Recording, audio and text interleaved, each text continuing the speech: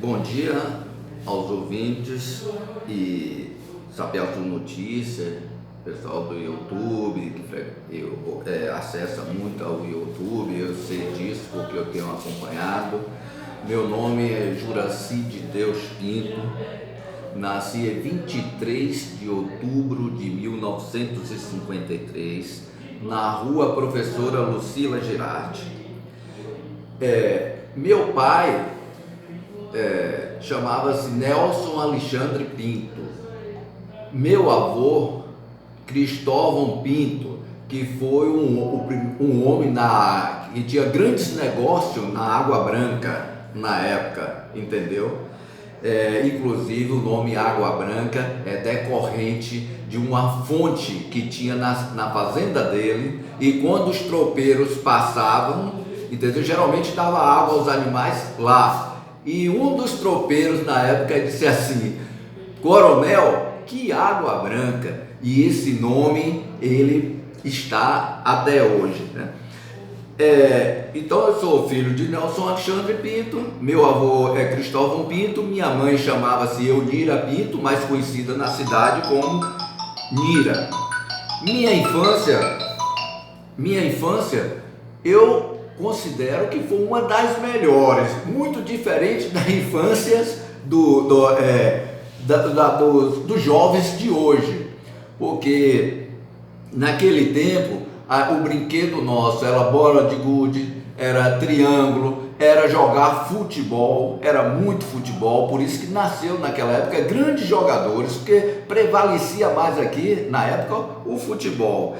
Então a gente, Eduardo, a gente de fim de semana a gente procurava as festas de São Cosme, ia para aquelas festas, era bonito demais e geralmente ia em grupo, e aquelas festas se davam inclusive em casas que não tinha luz elétrica, era com fifó, o samba comia até 4 horas da manhã, depois vinha todo mundo na maior alegria para casa, entendeu? Então foi uma infância gostosa, muito legal mesmo.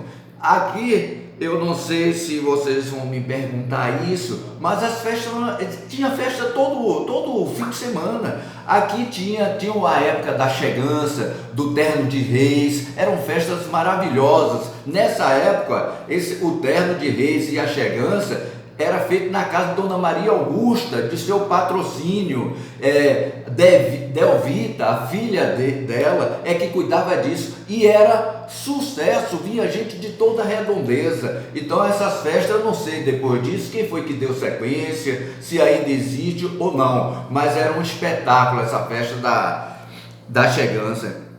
Entendeu? Outra coisa que eu posso lembrar da minha infância também era o coreto que tinha na praça principal. Aquele coreto ali, dia de domingo, geralmente a gente ia para lá, era uma alegria. Tinha uma filarmônica que eu não sei agora precisar o nome dela, mas tocavam lá direto, e aquilo para a gente era uma alegria, era uma área de lazer e de divertimento. Uma outra área que eu posso citar para vocês durante a minha infância, até os 17 anos, porque vocês sabem que a partir daí eu tive que sair, né, para estudar e para trabalhar, era o Tanque da Cruz.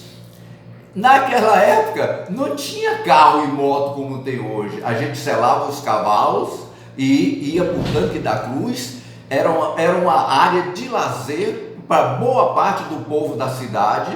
A gente ia para lá de manhã, só saía de lá de noite, pescava ali, comia o peixe ali. Só que era muito assim, com muito mato, era muita jurema, era tudo fechado assim, mas era um lugar agradável. A gente gostava de ir para lá.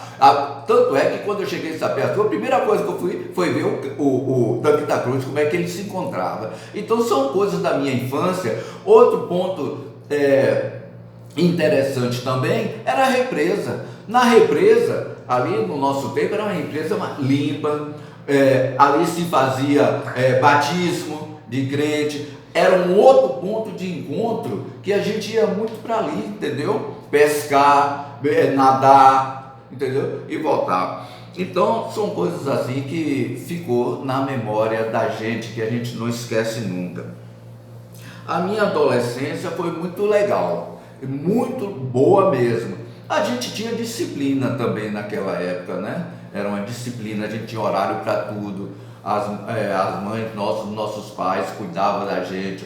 Eu, por exemplo, eu saía para a escola, eu estudei aqui no Dom Pedro II, estudei no Navarro de Brito, tive grandes amigos, colegas como Ludinezinho, Ticão, Duval Grande, muita gente assim, Iquinho, que faleceu há pouco tempo, o pessoal de seu filho, as meninas, todos foram meus colegas assim que eu lembro, entendeu?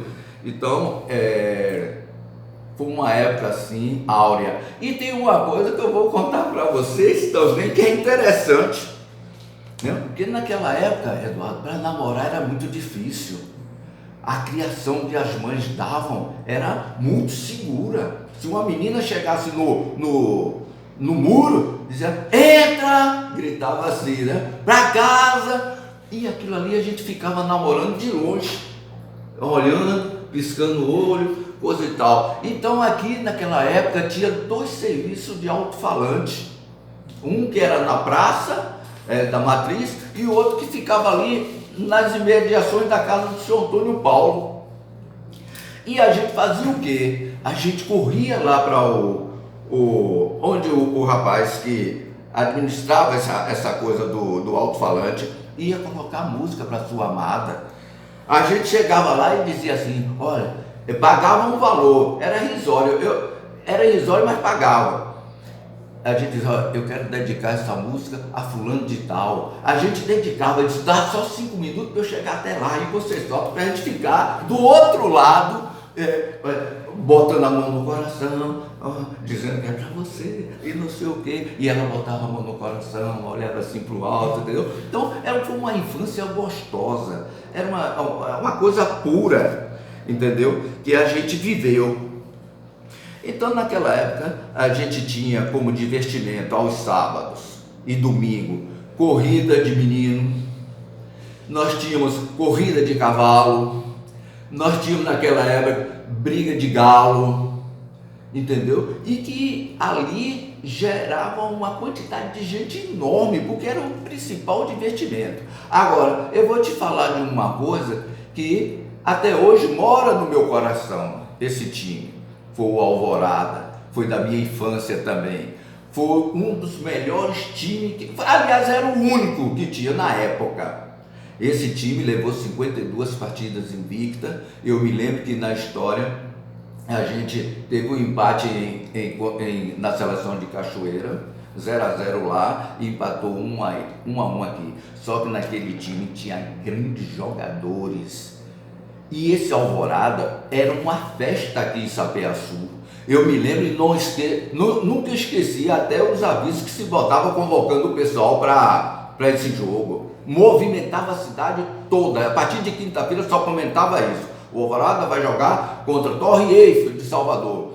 Na semana seguinte, na segunda-feira, eram os comentários na tenda de seu Zé Maia, chamava Zé com Maia, entendeu? De seu Fanu. Era uma alegria tão grande. E nesse time tinha grandes craques. Sapé-Açu teve muitos craques, tipo Adson, Dinho de Nezinho, Carlos Dizinho, um grande ponto esquerda. E vale salientar que desse time aí, muitos foram para o time profissional. Como o caso de Adson, que jogou no Vitória, o Edidão jogou no Bahia, Carlos Dizinho jogou no Fluminense, Bio, que era um excelente goleiro, jogou no Bahia de Feira, e assim sucessivamente.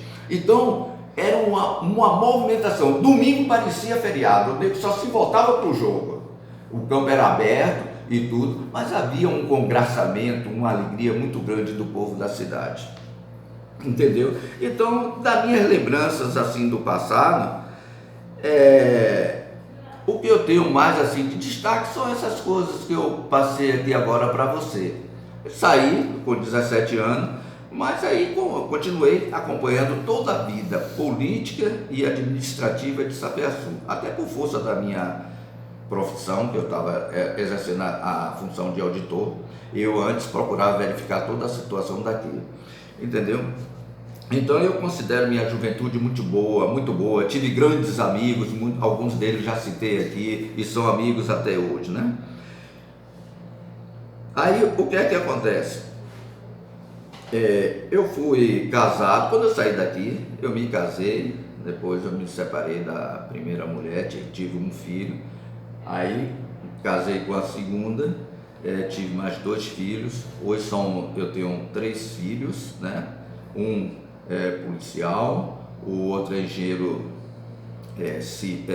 mecânico e a menina é relações públicas, formada também.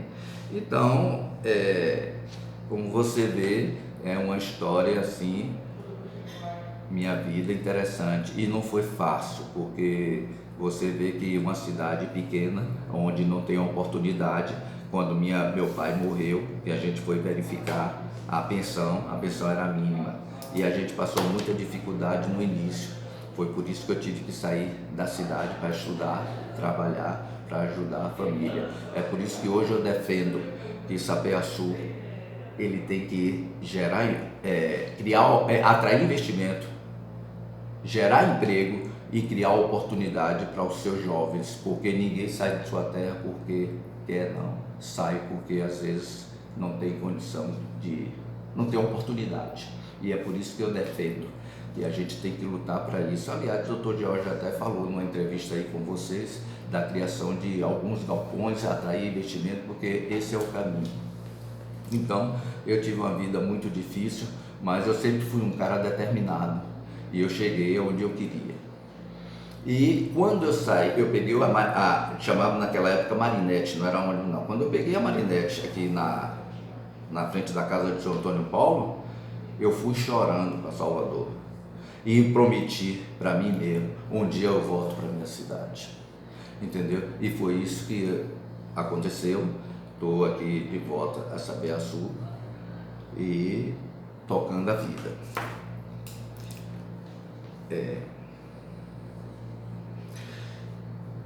Sapé-Açu, eu estou dando essa entrevista hoje é dia 25.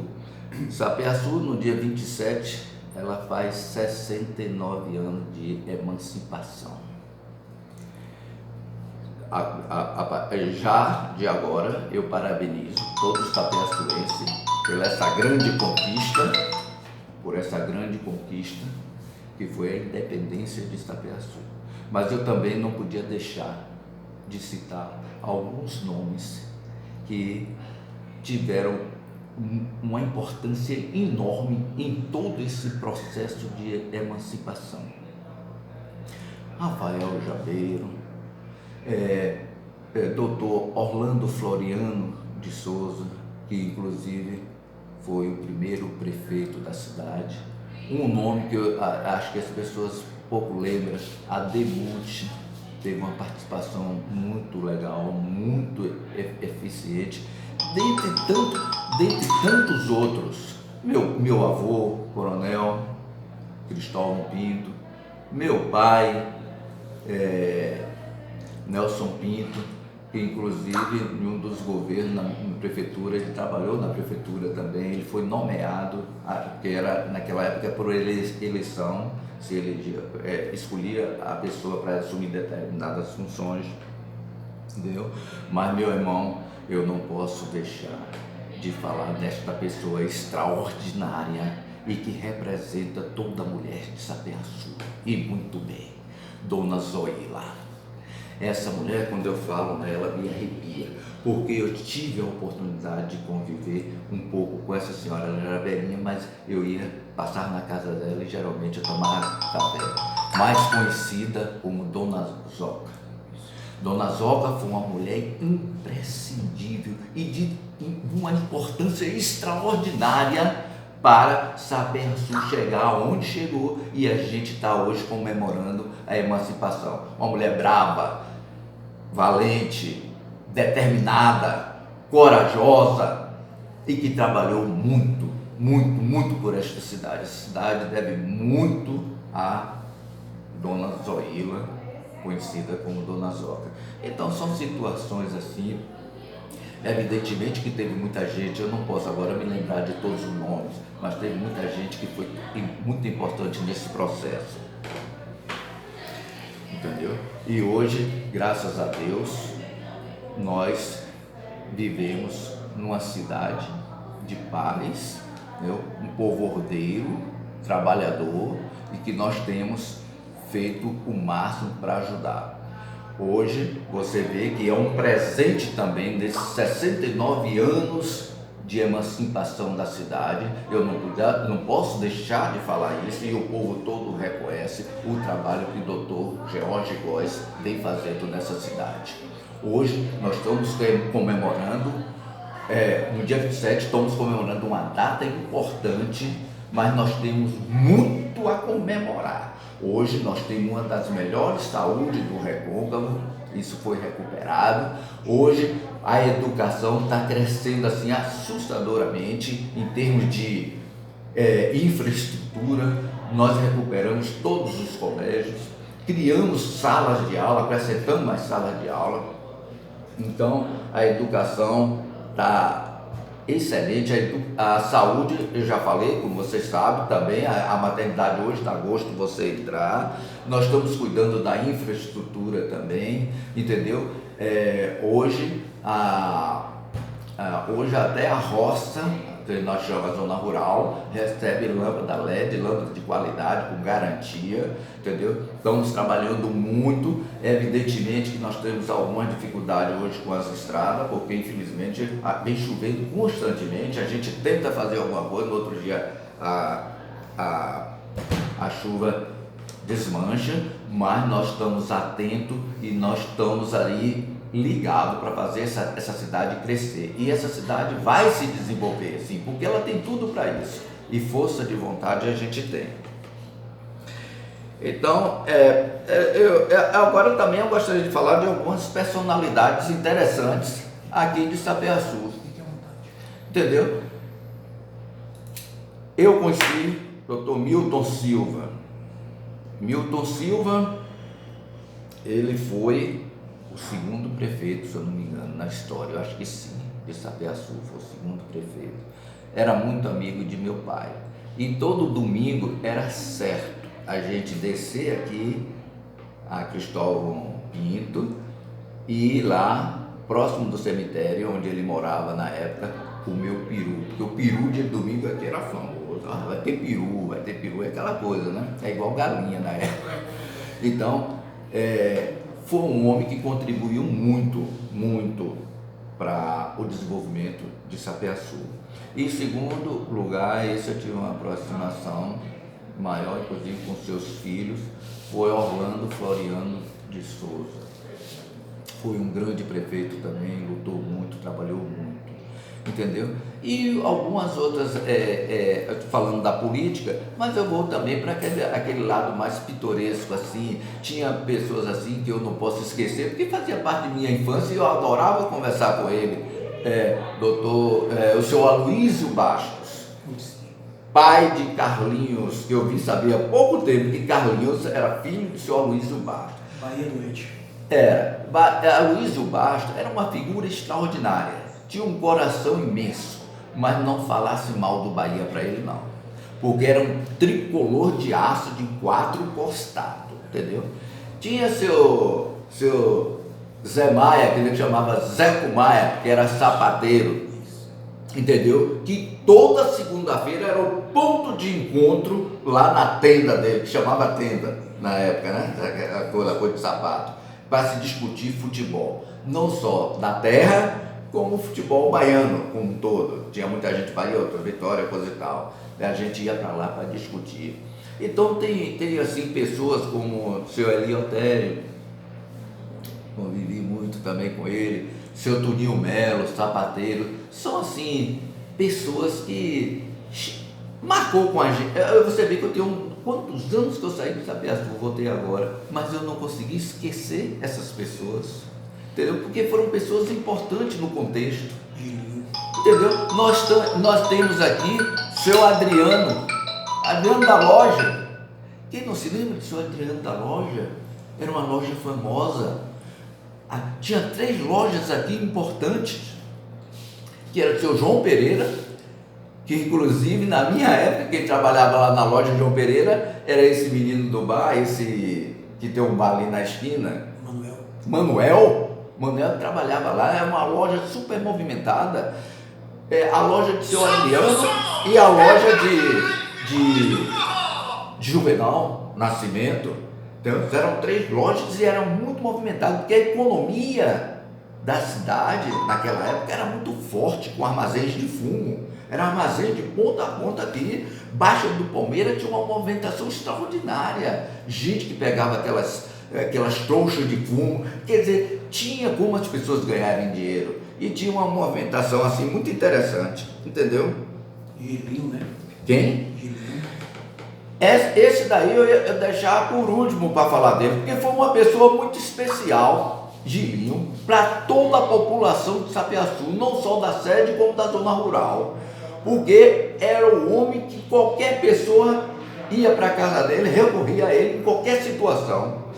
Ele aplicava injeção, ele orientava, ele dava medicamento. Aquele homem viveu para atender as pessoas. Gilinho, não sei se você lembra, ele é pai de Iquinho, exato, as meninas todas, Lio. Aquele senhor vivia para ele, era a saúde do município também, seu Gilinho, entendeu? Depois veio o CESP, que foi num terreno que era de meu pai, que em parceria com a Fundação CESP se construiu aquilo ali e que foi de fundamental importância. E eu não posso deixar de falar de um médico que assumiu aquilo ali e que eu tive o prazer de conviver com ele e também de ter contato com a família dele, o senhor Jaque Cavalcante, que aconteceu uma tragédia, uma das filhas dele, que eu fico até arrepiado, foi uma comoção para toda a cidade, mas esse homem prestou grande serviço à saúde do município quando aquela fundação. E eu não posso deixar aqui de frisar também pessoas como Zeneide, Zeca de Boa, que foram os primeiros que trabalharam naquela coisa, seu Quaxi, entendeu? E tantos outros que eu não tenho lembrado, não tenho lembrança agora do nome, exatamente. E como é que se diz? O atendimento ali era perfeito, eles cuidavam da saúde, ele ia na casa das pessoas. A população era pequena, só tinha o CESP, mas atendia muito bem a todos. Então, são lembranças assim que passa na minha cabeça, que eu vivi isso aí e que a gente lembra, depois de tantos anos, a gente lembra inclusive dessas pessoas. Eu tenho um local aqui em Salvador, em Sapiaçu, desculpa, que eu tenho um carinho muito especial, porque eu passava boa parte do meu tempo ali. Era na Praça da Matriz.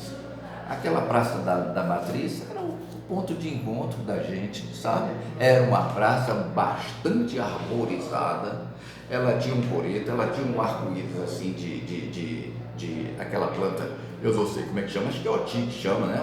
Vulgarmente chama de oti, não sei o nome da planta exatamente. Então eu ia para ali ver as filarmônicas tocar, ver outros tipos de apresentações, às vezes tinha capoeira, às vezes tinha um outro tipo de apresentação. Então foi um lugar assim que marcou a minha vida também, e eu adoro. Tanto é que quando vocês disseram para mim que queria fazer essa gravação comigo sobre esse tema, eu sugeri inicialmente a Praça da Matriz, mas infelizmente a chuva não permite que a gente faça lá, entendeu?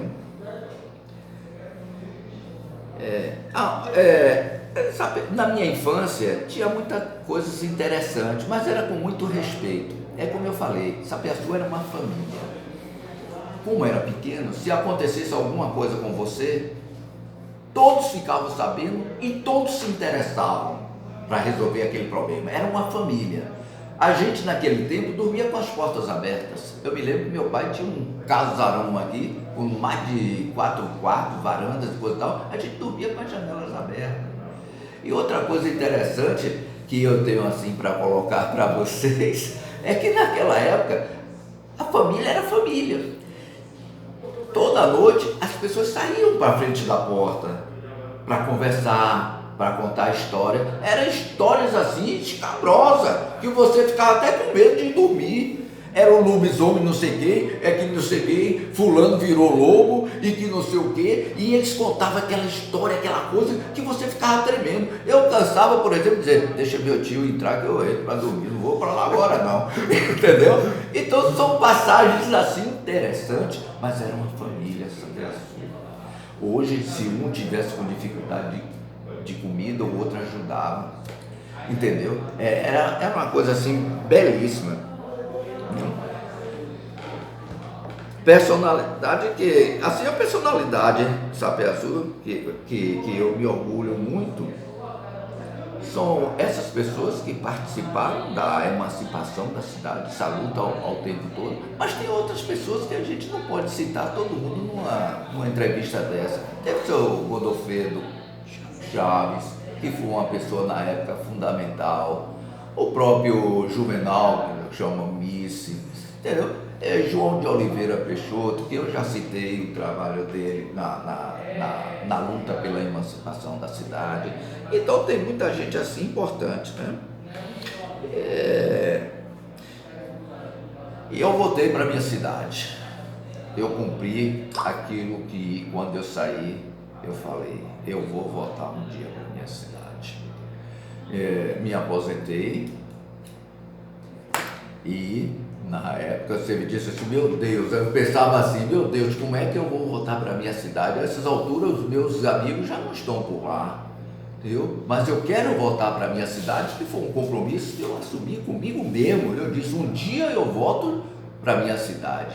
Aí eu fui conversando com minha esposa, ela chegou lá na prefeitura e disse assim, jura? Eu conheci uma pessoa lá que foi pegar uma certidão chamado Edvan Tucunaré Pinto, e ele é de Sapé-Azul. Aí eu falei para ele, comentando, meu marido é de Sapé-Azul. E aí foi o primeiro contato que eu tive com Tucunaré, que me convidou para coordenar uma campanha dele aqui, haja vista a experiência que eu já tinha nos governos que eu passei na Prefeitura Municipal de Salvador. E eu vi, e nesse dia, lá na casa de Tucunaré, foi colocada essa situação, tinha lá muita gente lá, e nessa época estava lá o doutor George. E foi aí que eu conheci o doutor George. E a partir daquele momento, a gente passou a conversar. E até hoje eu estou com ele. É uma pessoa extraordinária, um homem trabalhador. Só não gosta de George quem não gosta de trabalhar. Só fala de George quem não gosta de trabalhar. E tinha muita coisa em comum, porque eu sou doido, eu sou de trabalho. Entendeu? Então bateu bem. E hoje está aí essa situação, eu estou com ele já na segunda gestão como secretário de administração, quando muitos diziam que eu não ia ficar 3 meses com ele. Mas ele viu em mim uma pessoa séria, uma pessoa que zela pela coisa pública e que gosta de trabalhar. E que ele me dá a oportunidade para isso, porque eu assumi um compromisso com essa cidade. E vou continuar firme. Eu votei, não foi para ganhar dinheiro não. Talvez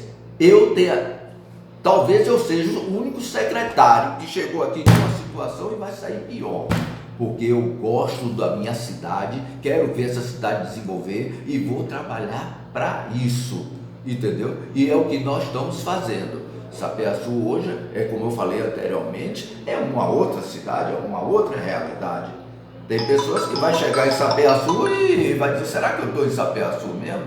Porque projetos de embelezamento da cidade, saúde funcionando bem, educação funcionando bem. Então eu voltei para cá para trabalhar e vou trabalhar. E vocês sabem hoje, que eu trabalho domingo a domingo e para mim não tem hora não. Para servir o povo eu estou sempre à disposição, entendeu? E nós vamos mudar a cara dessa cidade. E uma das coisas que eu mais quero é atrair investimento, gerar emprego e oportunidade para essas pessoas que concluem o segundo grau e não tem mais nada a fazer. Entendeu? Essa cidade, a assistência social é muito grande, porque a gente sabe da dificuldade das pessoas e a gente tem que ajudar.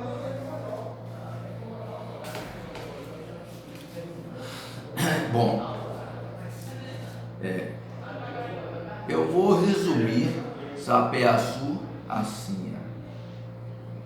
Sapeaçu mora no meu coração. E se precisar dar sangue por esta cidade, eu vou dar. Não tenho uma ambição por poder nem por dinheiro. Eu estou com 68 anos, eu vim para trabalhar por essa cidade.